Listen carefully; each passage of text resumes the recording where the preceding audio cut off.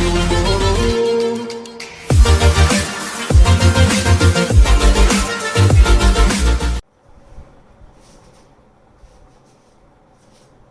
everyone, I am Shashank Tyagi and I welcome you all. I hope you all are doing great. And in this lecture, that is lecture number 2 of class 11th, we are going to discuss something about units. Something मैंने काफ़ी कुछ discuss करेंगे हम about units. So without wasting your time, let's start the topic. Chapter is units. So first of all, why are we discussing this units? कि unit है क्या basically? Unit देखो क्या है कि कोई भी चीज़ है आपकी, कोई क्वांटिटी है आपकी, उसकी टाइप को डिफाइन करने के लिए हमारे को यूनिट्स की ज़रूरत होती है. दोबारा रिपीट करता हूँ, to identify the type of a quantity we have to use units. अब देखते हैं कैसे. Suppose I am in Panipat and if I say from Panipat to Delhi it is 90. तो फ्रॉम पानीपत टू दिल्ली 90 क्या बोलेंगे हम? किलोमीटर्स. यस और नो? डिस्टेंस है वो. क्या है? किलोमीटर्स. अब मेरे को ये पता कैसे लगा? मैंने क्या यूज किया? एक यूनिट यूज करी, किलोमीटर, जो क्या बता रही है? डिस्टेंस. राइट. वही अगर मैं कह दूं कि मैं लाया हूं 2 मिल्क, या वो 2 क्या हो सकते हैं? या तो वो 2 पैकेट हो सकते हैं, या तो वो 2 kg हो सकता है, 2 kg हो सकता है, 2 पैकेट्स हो सकते हैं. पैकेट्स तो बेसिकली क्वांटिटी है, कोई यूनिट नहीं है, नंबर ही है. 2 kg बटे किसी चीज की मेजरमेंट है. ऐसे मैं कह सकता हूँ 2 लीटर्स लाया. तो ये जो चीजें हैं उस क्वांटिटी को 2 को डिफाइन कर रहा है कि वो किस टाइप की है. वो क्या है? किसी चीज का अमाउंट है. राइट. ये क्या है? किसी चीज का डिस्टेंस है. तो हमारे को कैसे पता चलेगा कौन सी चीज को अमाउंट है, कौन सी चीज डिस्टेंस है, कौन सी चीज क्या है? वो क्या होता है? आपका यूनिट से पता लगता है. राइट. सबसे पहले ये बेसिक चीजें क्लियर होनी चाहिए कि आपकी यूनिट्स क्या है. चलो मैंने डिफाइन कर दिया है यहाँ पे यूनिट्स. आपको सबसे पहले ये क्लियर होना चाहिए यूनिट्स हम पढ़ क्यों रहे हैं. बहुत इंपॉर्टेंट है और +1 +2 के पॉइंट ऑफ व्यू से काफी इंपॉर्टेंट रहेगा ये. उसके बाद अगर हम बात करें, there are 2 types of units. First is fundamental. Now second भी लिख देते हैं. चलो let's write derived. There are 2 types of unit, fundamental units and derived units. Now firstly we are going to discuss fundamental units. These are the basic units. इनके 3 characteristics याद रखना. First, simplest form. Second, cannot be derived further.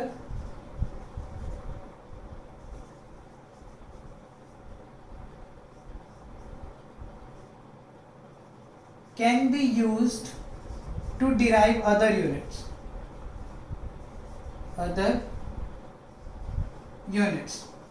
ये 3 properties आपको fundamental units की याद रखनी होगी. That first of all simplest form है. इससे ज्यादा आप इसको डेप्थ में और ज्यादा डिस्कस नहीं कर पाओगे. जैसे अभी मैं बताऊंगा कि मास है, लेंथ है, टाइम है, और भी चीजें हैं. Second, can not be derive further. आप इसे और डिराइव फर्दर नहीं कर सकते और नीचे इससे ज्यादा डेप्थ में और नहीं जा पाओगे. इससे सिंपल और कुछ भी नहीं है. Third is can be used to derive other units, but we can use these fundamental units to derive other units. How we are going to derive other units, we are going to discuss this in 5 minutes कि किस तरीके से करेंगे. अभी यहीं पे discuss हो जाएगा वो चीज़. तो आपको ये याद रखना, ये 3 जो भी चीज़ें, अगर कोई भी टाइप की यूनिट इन 3 प्रॉपर्टीज को फॉलो कर रही है तो वो कौन सी होगी? Fundamental units. Now fundamental units कौन कौन सी है वो डिस्कस कर लेते हैं. If we talk about mechanics, in mechanics में समथिंग रिलेटेड टू मोशन, कोई फोर्स, कोई वर्क, इस टाइप के जो मोशन से रिलेटेड चीजें होती हैं, दैट इज मैकेनिक्स. पूरा का पूरा मैकेनिक्स पढ़ेंगे हम 11th क्लास में. अगर हम मैकेनिक्स पर डिस्कस कर रहे हैं तो we have 3 fundamental units, that is mass, length and time. ये 3 चीजें आपके पास. मास को मेजर किस में करते हैं? केजी. बताऊंगा अभी टाइप सिस्टम ऑफ यूनिट्स भी आएंगे जब. लेंथ है आपकी मीटर्स एंड टाइम क्या आपका? सेकंड. तो ये 3 चीजों पे आपका फोकस रहता है when we are doing mechanics. But अगर आप मैकेनिकल के साथ साथ और ऐड हो जाते हैं चीज़ें, लाइक इलेक्ट्रिकल या इलेक्ट्रिसिटी बोल सकते हो आप, और कुछ होता है थर्मोडायनामिक्स, जब ये दोनों इंक्लूड हो जाते हैं तो ये थोड़ा सा ना वाइड हो जाती है। इनके अलावा भी 3-4 चीज़ें और आ जाती हैं। कौन कौन सी? अगर मैं इसके साथ ही प्लस कर देता हूँ, इलेक्ट्रिकल वाला पार्ट प्लस थर्मो वाला पार्ट, तो इसके साथ कुछ यूनिट्स और आ जाती हैं। First is ampere. ऑब्वियस ही बात है, अगर इलेक्ट्रिकल आ गया, इलेक्ट्रिसिटी आ गई तो करंट एम्पेयर तो आना ही आना है, बहुत बेसिक है। उसके बाद थर्मो मीन्स हीट, हीट आ गया तो क्या आएगा? टेम्परेचर। टेम्परेचर इज इन, चलो टेम्परेचर लिख देते हैं, होगा क्या वो? केल्विन। अब हीट आती है, जहां पे भी हीट जब भी आती है जब कोई चीज बर्न होती है, मीन्स किसी चीज का amount of substance, when something is burn then we get the heat. अब इसकी बात करें तो वो क्या आएगा आपका? मोल। मोल क्या होता है? Amount of substance, amount of substance. As we all know, E is equals to mc square. We get energy on the expansion of mass. जब कोई मास बर्न होता है, कुछ भी उसका यूज होता है, तो हमें वो क्या मिलती है? एनर्जी। वो कौन सी होगी? हीट एनर्जी की मैं यहाँ पे बात कर दिया। एक और टर्म है, that is luminous intensity. Luminous intensity, उसकी यूनिट है आपकी candela. Candela CD।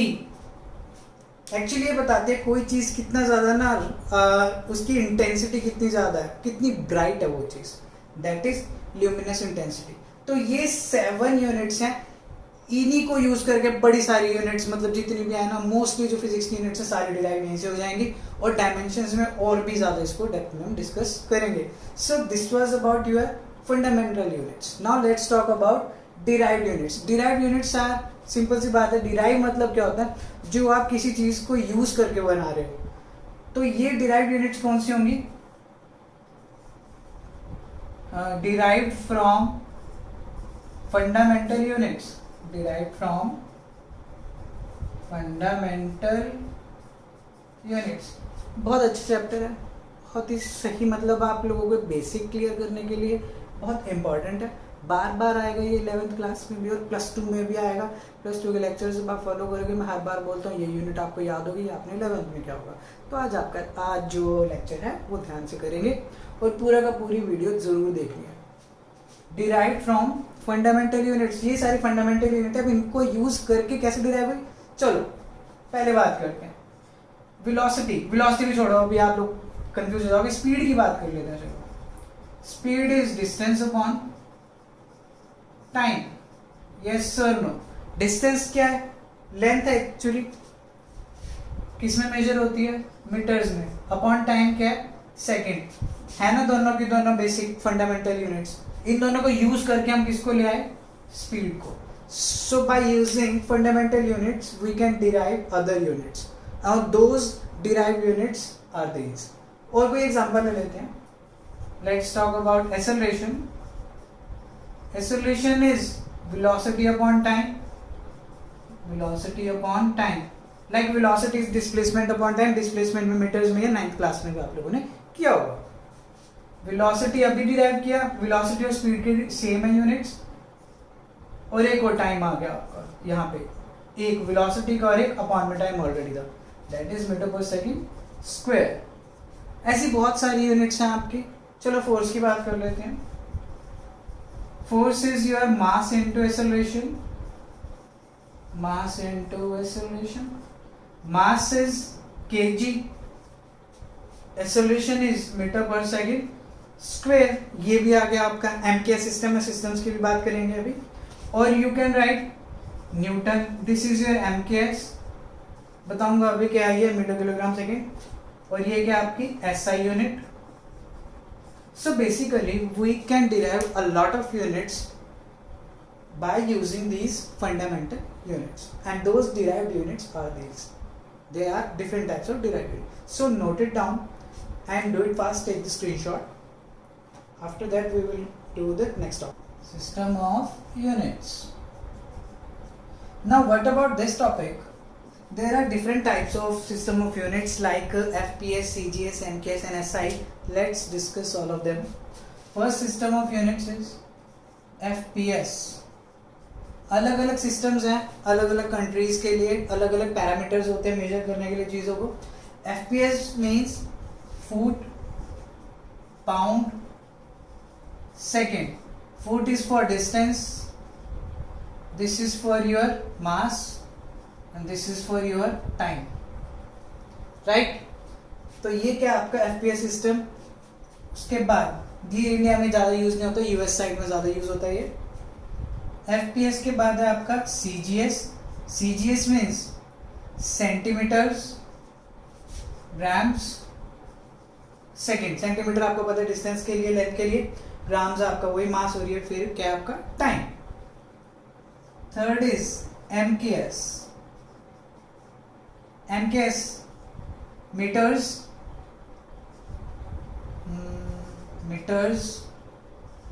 Kilograms and second. जो ये अब इन तीनों के बारे में डिस्कस करते हैं कि हम कौन सा ज़्यादा यूज़ करते हैं। अगर मैं फर्स्ट वाले की बात करूँ, फर्स्ट वाला ज़्यादा यूज़ नहीं होता इंडिया में। इसका रीज़न क्या है? बहुत सिंपल रीज़न है कि ना जो इसकी कन्वर्जन्स होती है ना, और आगे कोई अगर मैं बात करता हूँ कन्वर्जन की किस टाइप से, वो थोड़ी इनकन्वीनियंट होती है। इनकन्वीनियंट किस तरीके से है? अगर मैं 1 फुट की बात करता हूँ, 1 फुट ये 12 इंचेस है, और वही 1 इंच की बात करता हूं मैं, वो होता है 2.54 सेंटीमीटर।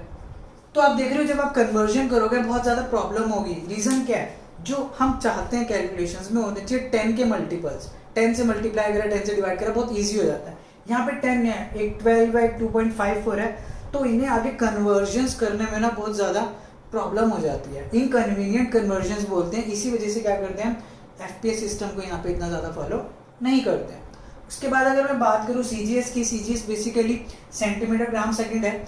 अब इसको भी यूज़ इतना ज़्यादा नहीं करते हैं, कुछ छोटी छोटी जहाँ पे कैलकुलेशन होते हैं वहाँ पे करते हैं। जो आपके रियल लाइफ के एग्जाम्पल्स होते हैं वहाँ पे ये चीज़ यूज़ नहीं होती। इसका रीज़न क्या है? फॉर एग्जाम्पल सेंटीमीटर की बात करता हूँ मैं। अगर मैं बोलूँ यहाँ से दिल्ली वाला भी मैंने एग्जाम्पल लिया था, as I am in Panipat, so distance from Panipat to Delhi is 90 kilometres. 90 kilometres. अब किलोमीटर से हमारे को सेंटीमीटर की अगर मैं इसे बोलने लग जाऊँ सेंटीमीटर के टर्म्स में इसी डिस्टेंस को, तो अब पहली बात तो इसे मीटर में कन्वर्ट करो 1000 मीटर्स, फिर उसे सेंटीमीटर में भी कन्वर्ट करो, राइट। तो फाइनली कितना आ जाएगा? देख रहे हो ये चीज। अब ये थोड़ी ना बोलेंगे हम इतने सेंटीमीटर डिस्टेंस है, राइट। हमारे को कन्वीनियंट क्या है? 90 किलोमीटर्स। इतना ज़्यादा थोड़ी ना बोलना है। इस वजह से क्या करते हैं, इस सिस्टम को भी यूज़ नहीं करते, क्योंकि जो इसकी कन्वर्जन्स होती है ना, उसमें जो रिजल्ट आता है वो बहुत स्मॉल रिजल्ट आता है। स्मॉल मतलब ये एक बहुत लार्ज वैल्यू आ रही है, तो बेसिकली आंसर जो आ रहा है वो हमारे लिए तो बहुत स्मॉल है ना। सेंटीमीटर एक बहुत स्मॉल वैल्यू है, राइट। उसको अगर बढ़ा के लिखना पड़ेगा, हमारे को बहुत ज़्यादा बड़ा बड़ा करके लिखना पड़ेगा, वो कन्वीनियंट नहीं होता। इससे बढ़िया हम क्या लिखेंगे? किलोमीटर्स। उसके बाद अगर हम बात करते हैं MK सिस्टम की, सबसे ज़्यादा यही वाला सिस्टम आपका यूज़ होता है, क्योंकि मीटर्स है, किलोमीटर्स, उसकी कन्वर्जन्स बहुत इजीली होती हैं। उसको SI यूनिट के सिस्टम में भी एक्सप्लेन हम करेंगे। अब ना MKS भी कहीं जगह पे यूज़ नहीं होता है, कहीं जगह पे MKS यूज़ नहीं होता है। यही रीज़न मैं समझाऊंगा कि MKS में और आपका SI में क्या डिफरेंस है। एक एग्जाम्पल से समझा देता हूँ। अभी हमने एक बात करी थी फोर्स के फॉर्मूले की, that is mass into acceleration, then it is kg and this is metre per second square. So we can, so हमने ये लिख दिया kg metre per second square, मतलब हम कौन से सिस्टम ऑफ यूनिट्स में हैं? MKS। और एक हम इसकी यूनिट लिख सकते हैं Newton, right. So this was your MKS and this was your SI। एक बहुत सिंपल सा क्वेश्चन, याद करना कौन सा आसान है। सबसे पहले तो ये, obviously it is easy to memorize SI units as compared to MKS। तो एक रीज़न यही है कि हम MKS को कम प्रेफर क्यों करते हैं, SI को ज़्यादा प्रेफर क्यों करते हैं। इसे याद रखना बहुत ईजी है। अगर मैं एनर्जी की बात कर लेता हूँ, वर्क डन की बात कर लेते हैं, work done is force into displacement. Force आपकी क्या है? kg metre per second square into displacement भी क्या होती है आपकी? मीटर्स में ही होती है, तो एक मीटर और आ गया। फाइनली क्या बन गया? kg metre square per second square. लेकिन ये क्या आपकी MKS, अगर मैं इसी को SI में लिख दूँ, सीधा सीधा क्या लिख देता हूँ, जूल्स, कहानी खत्म। क्यों इतना बड़ा याद रखना, छोटा छोटा याद रखो, आसानी से याद भी रहेगा आप लोगों को। सो this was your system of units. और इसके बाद अब मैं सिस्टम ऑफ यूनिट्स के बाद बताऊंगा हम SI को प्रेफर क्यों करते हैं। ये आपका SI ही है, ये भी क्या आपका SI है। इसके बाद हम करेंगे एडवांटेजेस ऑफ SI यूनिट। फटाफट इसे नोट कर लो, जल्दी से टेक स्क्रीनशॉट, बहुत ईजी है। ओके, सो यहाँ तक आप लोगों ने नोट कर लिया होगा। आगे मैंने क्या बोला, एडवांटेजेस ऑफ SI यूनिट की बात करते हैं। बहुत ईजी सा है, बच्चों वाला खेल है, कुछ भी नहीं है। और मैं पहले बता रहा हूँ, जो करा रहा हूँ बहुत ज़्यादा पूछते हैं। Advantages of SI unit, advantages of SI units. Basically we are going to do 4 advantages. First is it is a coherent system. Second, it is an absolute system. Third is it is a metric system. ये वाले एक बार फटाफट सारी की सारी properties हम पहले discuss करते हैं, फिर फोर्थ की भी बात करेंगे, थोड़ी सी अलग है। कोहेरेंट की अगर हम बात करें, देखो कोहेरेंट का मतलब क्या होता है, वैसे फोर्थ लिख देते हैं, चलो it is a rational system, एक साथ ही कर लेंगे। कोहेरेंट का देखो क्या मतलब है। कोहेरेंट का मीन्स यहाँ पे मीनिंग होता है कि जो आपकी ये SI यूनिट्स है ना, बहुत सिंपली डिराइव हो जाती हैं बाकी यूनिट्स को मल्टीप्लाई डिवाइड करके। अभी किया था कैसे, फोर्स को हमने बड़े आराम से डिराइव कर दिया था, kg metre per second square को सीधा क्या लिख दिया, न्यूटन। एनर्जी की बात करें या वर्क डन की बात करें, उसे क्या लिख दिया था, kg metre square per second square, सीधा क्या लिख दिया, joules. So on dividing different units, on dividing और multiplying different units, we can easily get the value of SI unit. It means it is a coherent system. तो कोई पूछे coherent में क्या, तो आप ये बता सकते हो कि by multiplying or dividing other units we can easily derive the SI units. Simple. Next is, अब एब्सोल्यूट सिस्टम की अगर बात करें, एब्सोल्यूट का मतलब होता है, बहुत सिंपल से पॉइंट याद रखना, इसको बाद में हम डिस्कस भी करेंगे जब हम 6 यूनिट करेंगे। No gravitational units are used, no gravitational units are, gravitational units are used, मतलब यहाँ पे G की वैल्यू यूज नहीं होती है, काटा लगा दो। SI के अंदर बात कर रहा हूँ मैं, MKS वगैरह में तो आएगा ये, बट यहाँ पे ग्रेविटेशनल की G की वैल्यू, G होता है क्या वैसे, acceleration due to gravity, displacement upon time का स्क्वायर, मतलब आप लिख सकते हो डिस्प्लेसमेंट अपॉन टाइम स्क्वायर, वही चीज है, मतलब मीटर पर सेकेंड स्क्वायर। यहाँ पे कहीं SI नहीं आएगी, समझ रहे हो ये चीज, तो इसे यूज भी नहीं करना है। उसके बाद अगर हम बात करते हैं मैट्रिक की, देखो मैट्रिक का क्या मतलब है। मैट्रिक का मतलब है कि इसकी जो भी यूनिट्स आती है ना, उन्हें हम एक दूसरे की 10 की पावर में रिप्रेजेंट कर सकते हैं। 10 की पावर में कैसे रिप्रेजेंट करना है, एग्जांपल देते हैं, सपोज करना, ये देखते हैं। उसके बाद एक टेबल टूबल भी बनवाऊंगा मैं आपको कन्वर्जन्स की, मैट्रिक वाली एक टेबल है प्रीफिक्सेस वाली, वो भी बहुत इंपॉर्टेंट होगी, क्योंकि ये आज का लेक्चर बहुत ज़्यादा बेसिक है और बहुत ही ज़्यादा इंपॉर्टेंट है, आगे पूरी लाइफ में काम आने वाला है आपके, तो देखना पूरा है। अब ये मैट्रिक की अगर बात करते हैं, मैट्रिक मीन्स आप किसी भी यूनिट को उसके मल्टीपल सब मल्टीपल ऑफ 10 की पावर्स में रिप्रेजेंट कर सकते हो। फॉर एग्जाम्पल अभी हमने किया था एक 90 किलोमीटर्स, राइट, 90 किलोमीटर्स। उसके बाद मैंने क्या किया था, उसे मीटर में कन्वर्ट करने के लिए मैंने 1000 से मल्टीप्लाई कर दिया था, सिंपल। तो ये 90 इंटू 10⁻³ आ गया, समझ रहे हो ये चीज। वहीं अगर मेरे को इसको भी सेंटीमीटर्स में कन्वर्ट करना है, मैं दोबारा किससे मल्टीप्लाई कर दूंगा, 100 से, तो वो क्या हो गया 90 इंटू 10⁻³ इंटू 10⁻² सेंटीमीटर, और यहाँ पे क्या आ गया आपका मीटर्स। तो आप एक चीज देख रहे हो, ये कन्वर्जन कितनी इजीली हो रही है, 10 की पावर्स में कन्वर्जन हो रही है। फॉर एग्जांपल एक और देते हैं, अगर कहीं पे लिखा है F की वैल्यू आ गई आपकी 1000 न्यूटन, क्या आ गई 1000 न्यूटन, तो आप सीधा सीधा लिख सकते हो इसे 1 किलो न्यूटन। क्या लिख सकते हो इसे सीधा सीधा 1 किलो न्यूटन।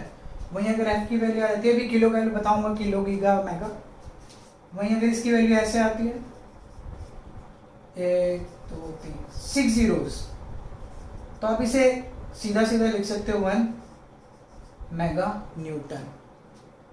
हुआ क्या है 10⁻6, ये क्या होगा 10⁻3। तो आप देख रहे हो कितनी इजीली हम 10 की पावर्स में से एक्सप्रेस कर सकते हैं। वही फूड पॉट वगैरह में कितनी प्रॉब्लम आ रही थी कि 1 फुट इज 12 इंच, फिर 1 इंच इज 2.54, कैलकुलेशन बहुत ज़्यादा कॉम्प्लेक्स हो जाते हैं। यहाँ पे कैलकुलेशन बहुत इजी रहते हैं, राउंड ऑफ कहते हैं इसे, बहुत इजीली राउंड ऑफ चीज़ें हो जाती हैं। सो ये आपके 3 पॉइंट है। चौथे पॉइंट की बात करते हैं, that is rational. Rational basically क्या है? रैशनल बहुत ईजी चीज़ है, एक एग्जांपल दूंगा क्लियर हो जाएगा। रैशनल का मतलब है अगर कोई क्वांटिटी है ना आपकी, सपोज करो एनर्जी ही है, चाहे वो किसी भी टाइप की एनर्जी हो, किसी भी टाइप का मतलब चाहे वो आपकी हो मैकेनिकल एनर्जी, चाहे वो आपकी हो इलेक्ट्रिकल, चाहे आपकी वो हीट एनर्जी, सबकी यूनिट एसआई में क्या है? जूल्स। क्या है सबकी यूनिट एसआई में? जूल्स। बट अगर मैं एमकेएस में जाता हूँ, सीजीएस में जाता हूँ, किसी और सिस्टम में जाता हूँ, वो चेंज हो जाती है। एग्जाम्पल मेन हमें कंपेयर किससे करना है? एमकेएस से। क्यों? क्योंकि फुट पाउंड वाला एफपीएस तो हम फॉलो कर ही नहीं रहे, क्योंकि कन्वर्जन कन्वीनियंट नहीं है। सीजीएस क्यों नहीं कर रहे? क्योंकि स्मॉल वैल्यूज का चक्कर पड़ता है वहाँ पे। एमकेएस क्यों नहीं कर रहे हैं? मेन एमकेएस और एसआई का वो रहता है, जो कंपैरिजन रहता है।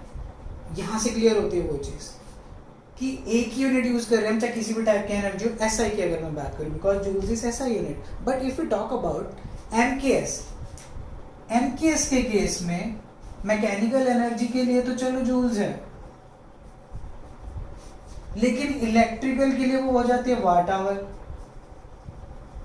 क्या हो जाती है? वाट आवर 10th क्लास में पढ़ा होगा। और वहीं हीट के लिए क्या हो जाती है? वो कैलोरीज। क्या हो जाती है? कैलोरीज। आपको सेम टाइप की एनर्जी के लिए, मतलब एनर्जी है क्या? बेसिक है तो वो एनर्जी ना, सेम टाइप की क्वांटिटी को याद रखने के लिए 3-3 यूनिट्स याद रखनी पड़ रही है। समझ लो, उसे समझने के लिए 3-3 टाइप की यूनिट याद करनी पड़ रही है, और वहीं एसआई में हमें सिर्फ एक करनी पड़ रही है। That's why it is called rational. और ये सारे के सारे इसी वजह से क्या है उसके एडवांटेज। और लास्ट वाला बहुत ज़्यादा इंपॉर्टेंट है, क्योंकि ये डिफरेंशिएट करता है आपका एमकेएस और एसआई यूनिट को, जो कि बहुत इंपॉर्टेंट है आपके दिमाग में क्लियर होना कि यार हर जगह एमकेएस फॉलो करते हैं, एसआई क्यों कर रहे हैं, एमकेएस में ऐसी क्या कमी थी? तो ये कमी एमकेएस के अंदर है, राइट? कि एक ही टाइप है तो एनर्जी ना, एनर्जी के अलग अलग टाइप्स हैं, वो अलग बात है। तो हमें उनके लिए अलग अलग यूनिट्स याद रखनी पड़ती है।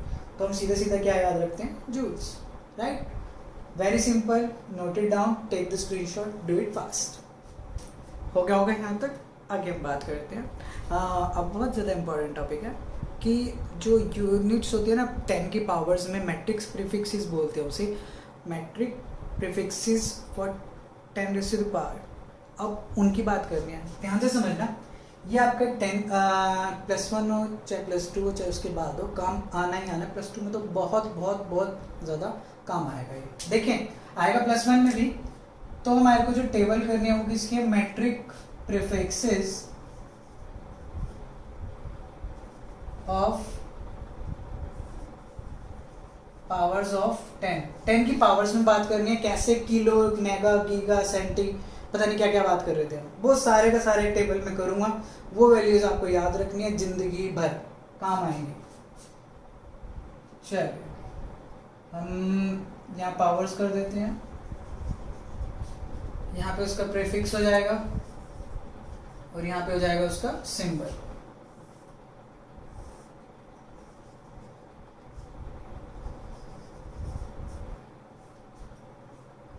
पावर्स स्टार्ट करते हैं। सबसे पहले आएगी आपकी 10⁻⁻1, राइट? 10⁻⁻2, -3, -6, -9, -12, -15। ऐसे फिर 10, 10⁻², 10⁻3, 10⁻6, 9, 12 एंड 15। अब हमारे को क्या करना है? इनके क्या क्या प्रीफिक्सेस हैं, इनको लिखने से पहले हमारे को क्या लिखना पड़ता है, वो चीज़ होती है। इसको लिखने के लिए आपको लिखना पड़ेगा डेसी, इसके लिए होता है आपका सेंटी, ये है आपका milli, this is your micro, nano technology सुनी होगी, आपके फ़ोन के अंदर भी है। और pico, this is your fermi, कुछ बुक्स में फेमटो भी है, फेमटो FEMTO, ये क्या है आपका 10⁻1 ही बोल सकते हो, दिस इज योर डेका। इसके बाद इसका आप मुझे बताओगे, दिस इज योर किलो, चलो मैं बता देता हूँ हेक्टो, ठीक है। उसके बाद ये क्या आपका मेगा, गीगा, मेगा गीगा। उसके बाद पेटा, एक्सा। तो ये आपको अब याद करने होंगे। इसके बाद इनके symbols, small D, small C, small M, micro का ऐसे जैसे रिफ्रैक्टिव इंडेक्स का सिंबल होता है, ये small n, small p, small f, deka is DE, hecto H, small k, capital M, capital G, capital P, capital E। सिर्फ यही आपको याद रखनी होगी, पूरी टेबल पूरी जिंदगी में काम आने वाली है। फटाफट नोट कर लो जल्दी से, कुछ अगर इसके अंदर चेंज होगा तो देख लेंगे, वैसे होगा नहीं, जल्दी कीजिए। आप लोगों ने आगे नोट कर लिया होगा, यहाँ तक बहुत इंपॉर्टेंट टेबल थी, पूरी 11, 12 सब में काम आते हो, राइट। आगे हम बात करते हैं, देखो नेक्स्ट इज योर कन्वेंशंस की बात करते हैं। कुछ ना कन्फ्यूजन जो स्टूडेंट्स को होती है ना कि यार ये क्या लिखा है, मैंने पेपर्स में कुछ क्वेश्चंस भी देखे हैं आपके कि वो ये उन्हें समझ नहीं आता है लिखा क्या है। तो मैंने ये 4 एग्जांपल लिखे हैं, इन 4 से आपको ना ये सारा डिफरेंस क्या हो जाएगा क्लियर। कन्वेंशंस बोलते हैं ऐसे कि अलग अलग सिम्बल्स हैं, तो उनमें डिफ्रेंशिएट कैसे करना है वो चीज़ मैं 4 एग्जाम्पल से आपकी क्लियर कर दूँगा। लेट्स सी, देखो मैंने ये लिखा है स्मॉल एम स्मॉल एम। अभी मैंने टेबल बनाई थी जिसमें स्मॉल एम रिप्रेजेंट किसको कर रहा था, नैनो को, राइट, और एम किसको रिप्रेजेंट करता है, मीटर को। तो ये क्या हो गया आपका नैनोमीटर।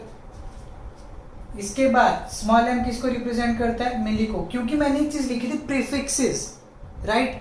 प्रीफिक्स का मतलब होता है जो किसी भी टर्म के आगे लगे, टर्म से पहले। मीटर के पहले क्या लगना चाहिए, एन, एन किसका है, नैनो। न्यूटन के पहले क्या लग रहा है, कैपिटल एन किसका है, न्यूटन। उससे पहले क्या लग रहा है, मिली, तो क्या आ जाएगा यहाँ पे मिली न्यूटन। उसके बाद अब कैपिटल एन आ गया, कैपिटल एन क्या है वैसे, न्यूटन, राइट, और एम क्या है, मीटर। न्यूटन मीटर भी आ सकता है क्योंकि newton into metre, force into displacement क्या होती है, एनर्जी, तो ये भी लिख सकते हो आप। अब आते हैं कैपिटल एम की बात। कैपिटल एम क्या रिप्रेजेंट करता है आपका, मेगा, देख लो चाहे पूरी प्रीफिक्स वाली टेबल उठा के। और एन क्या होता है आपका, न्यूटन। तो आप देख रहे हो सिर्फ एम एन में खेल खुल के छोटा बड़ा स्मॉल कैपिटल करके मैंने 4 अलग अलग क्वांटिटीज को डिराइव कर दिया। ये भी काफी इंपॉर्टेंट आपका पार्ट था। अब देखो हम उसके बाद कुछ बात करते हैं यूनिट्स की, प्रैक्टिकल यूनिट की। सबसे पहले 2 यूनिट्स की हम बात करेंगे जो कि है आपकी, first is astronomical unit. Astronomical unit बहुत ज़्यादा यूज होगी 11th क्लास में, AU। बेसिकली है क्या ये, average distance between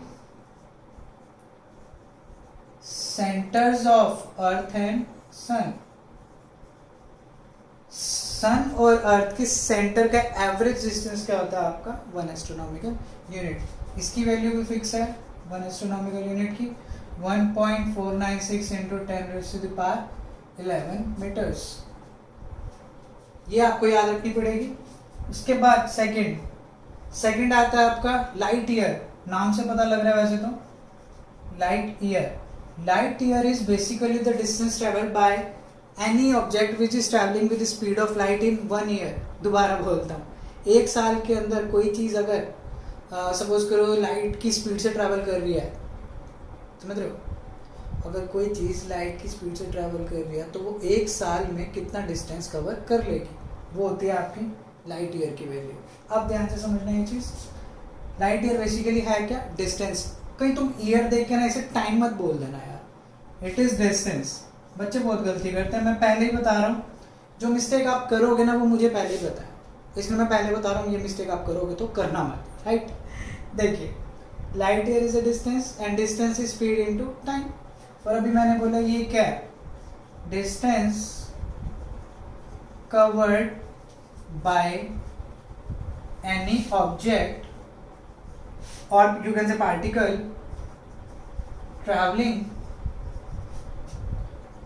traveling with speed of light in 1 year, right?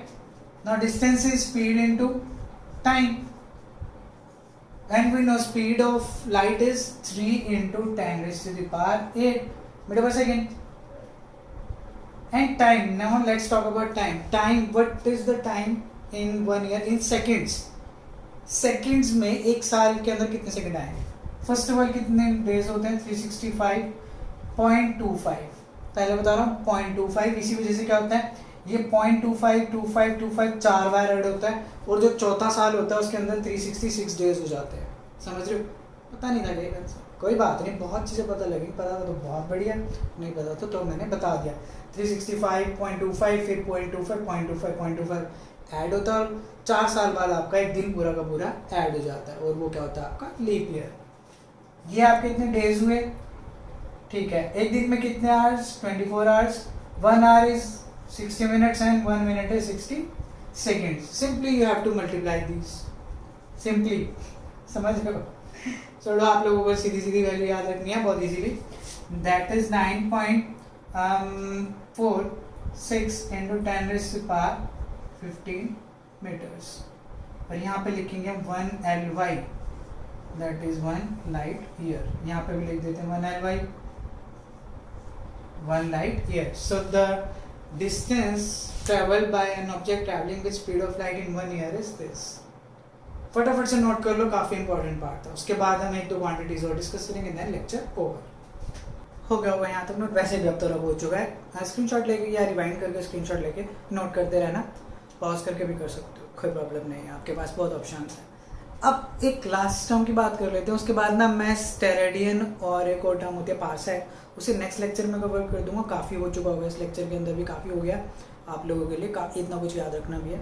एक चीज़ और डिस्कस कर लेते हैं, that is radian, right? Radian important है, इसको समझाते हैं कैसे। That is radian. देखो यार, रेडियन समझाने से पहले मैं एक चीज़ समझाता हूँ आपको। आप लोगों ने ट्रिग्नोमेट्री करी है 10th क्लास में। Yes, you all must have done trigonometry in 10th class. You used to write sin 60 इज √3/2। गंदी वैल्यू ले ली, छोड़ो। sin 90 is equals to 1, right? There are 2 things, basically 3। ये क्या है आपकी ट्रिग्नोमेट्रिक फंक्शन, ये तो सबको पता है। ये है क्या? Degrees, right? जो ये फाइनल आंसर आता है ना, जो कांस्टेंट वैल्यू आती है, इसे बोलते हैं रेडियन। इसे क्या बोलते हैं हम? रेडियन। बस ये चीज़ आपको समझ आनी चाहिए कि रेडियन है क्या। रेडियन है जब आप डिग्रीज को कुछ सॉल्व करते हो, उसके बाद एक कांस्टेंट वैल्यू आती है जो कि होती है आपकी रेडियन। और अगर पेपर में डिफाइन करना पड़ जाए रेडियन क्या, तो वो भी डिफाइन कर लेते हैं। देखो, ये इतना याद रखना है आपको, इंपॉर्टेंट था ये भी, कि जो वैल्यू आती है ट्रिग्नोमेट्रिक फंक्शन को सॉल्व करने के बाद, that is in radiance. Now what is radian, define करते हैं। चलो,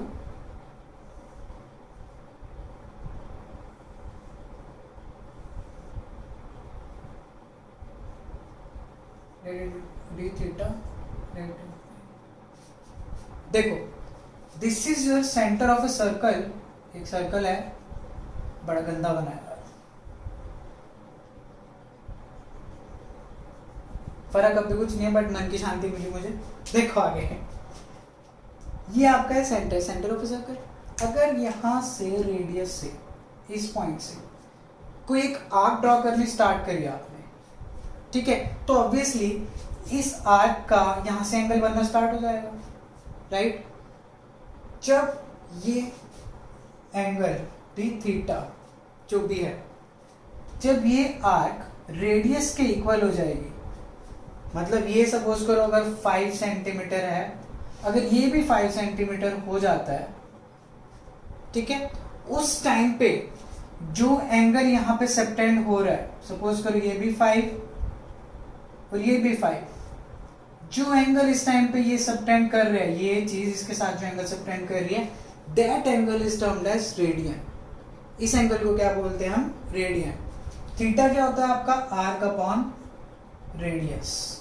theta is arc upon radius. So the angle subtended by an arc which is equal to radius in value is called 1 radian या radian.